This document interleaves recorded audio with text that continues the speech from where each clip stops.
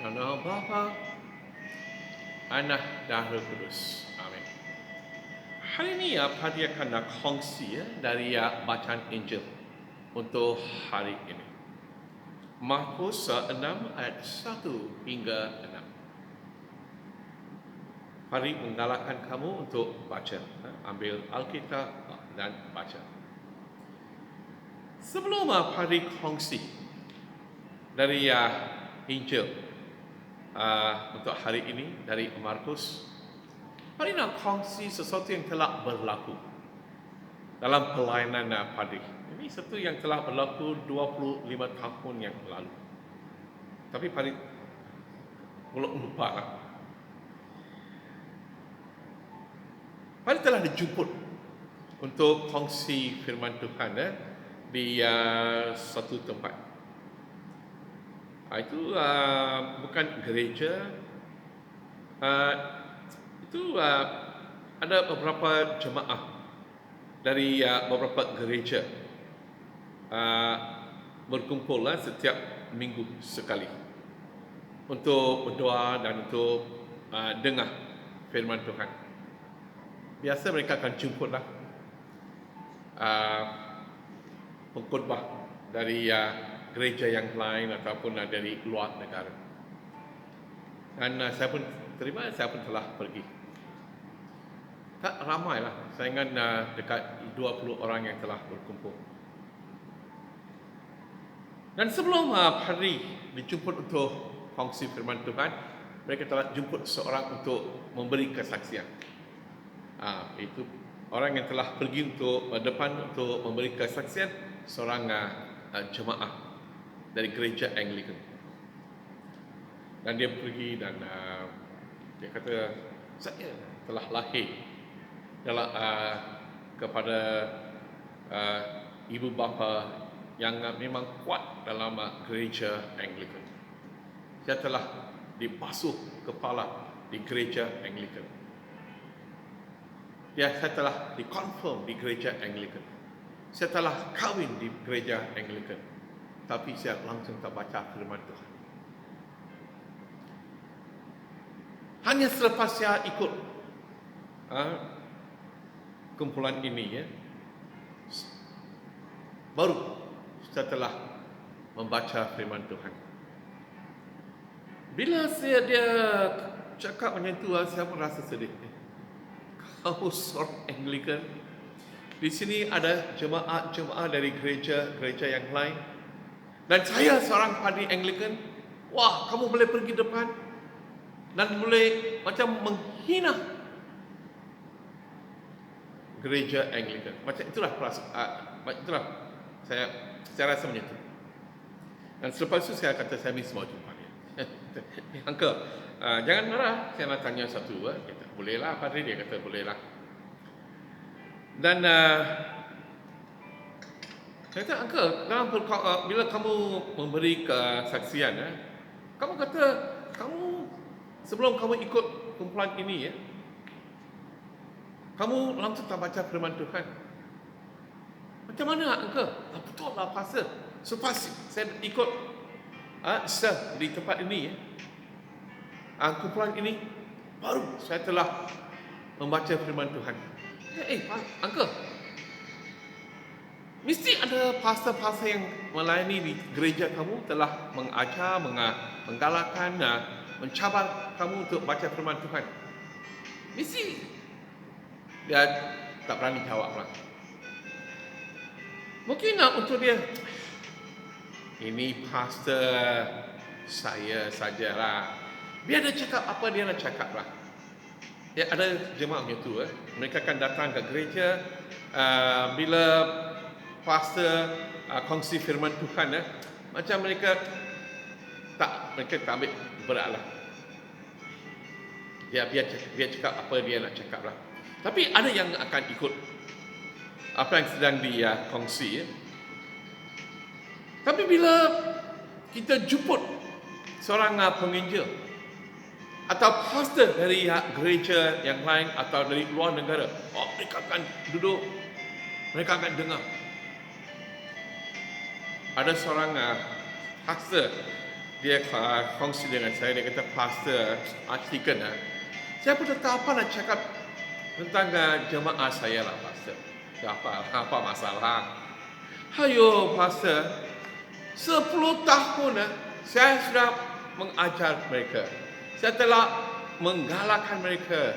Saya telah mencabarkan mereka untuk baca firman Tuhan. Tapi yang Pastor, minggu lalu, saya telah jemput seorang penginjil untuk kongsi firman Tuhan. Dia pun kongsi firman Tuhan, dia telah menggalakkan jemaah untuk baca firman Tuhan. Selepas itu, Pastor, ada seorang jemaah dia datang, dia kata, Pastor, baru saya tahu kepentingan membaca firman Tuhan. Dia kata, saya telah ajar kamu 10 tahun, apa kamu telah dengar semasa saya kongsi firman Tuhan? Ini macam manusia, ini attitude. Kita, bila orang dari luar kata, kita nak dengar. Bila seseorang yang kita sudah kenal lama, kita tak ambil peduli, macam saya tahu latar belakang kamu lah. Tolong lihat Markus 6. Di sini kita baca, Yesus meninggalkan tempat itu, lalu pulang bersama mereka dengan pengikut-pengikutnya ke kampung halamannya. Sekarang Yesus sedang dia telah pergi ke kampung halamannya, bukan ke Sarawak, ke kampung halamannya, Nazareth. Pada hari Sabat, dia mula mengajar di rumah ibadat. Dia mula mengajar di rumah ibadat. Bila Yesus pergi, orang di situ sangat banyak.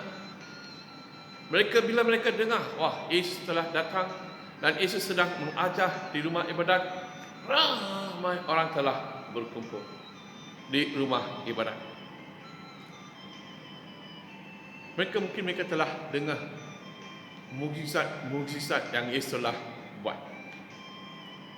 Kita baca dalam Markus 5 ayat 25. Di situ ada seorang wanita yang menderita penyakit pendarahan teruk yang berkaitan dengan haidnya selama 12 tahun. Yesus telah sembuhkan dia. Satu mukjizat.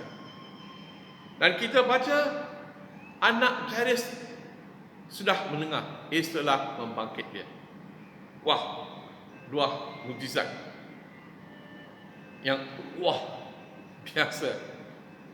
Wah, mungkin mereka telah dengar Yesus yang telah menyembuhkan seorang perempuan. Yesus yang telah membangkit seorang yang sudah mendengar. Wah, dia ada bersama kita di rumah ibadat. Wah, ramai yang telah berkumpul. Apabila mereka mendengar ajaran Yesus, mereka semua hairan. Mereka semua hairan.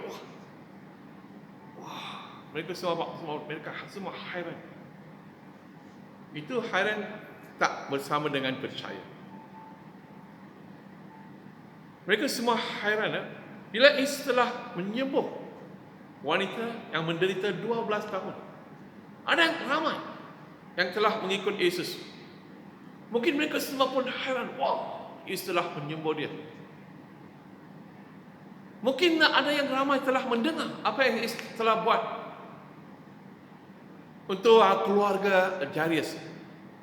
Mungkin mereka semua pun hairan. Tak tahu mereka ada percaya kata. Mereka semua pun hairan.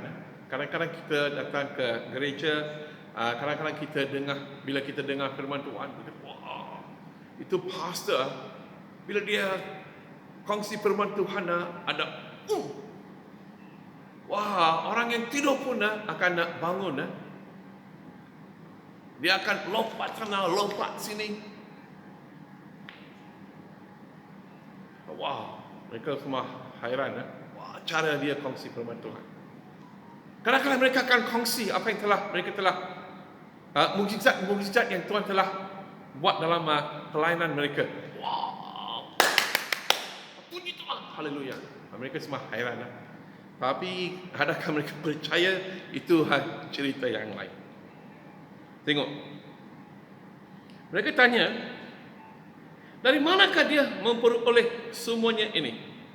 Kebijaksanaan apakah yang ada padanya? Bagaimanakah dia dapat melakukan mukjizat? Bagaimanakah dia dapat membuat mukjizat? Mereka mula tanya soalan. Mereka kata, bukankah dia ini ya tukang kayu? Dia bukankah dia tukang kayu? Kita tahu kan siapa ibu bapa dia. Kita tahu ibu dia, Maria. Kita tahu adik-beradik dia. Tengok, mereka bukan hanya dengar firman Tuhan. Mereka tak percaya, mereka hanya hairan. Dan mereka tanya, ini itu tukang kayu lah. Kita semua tahu kan. Kita tahu ibu dia. Mereka tak ambil berat apa yang Yesus telah ajar mereka. Kita terus baca.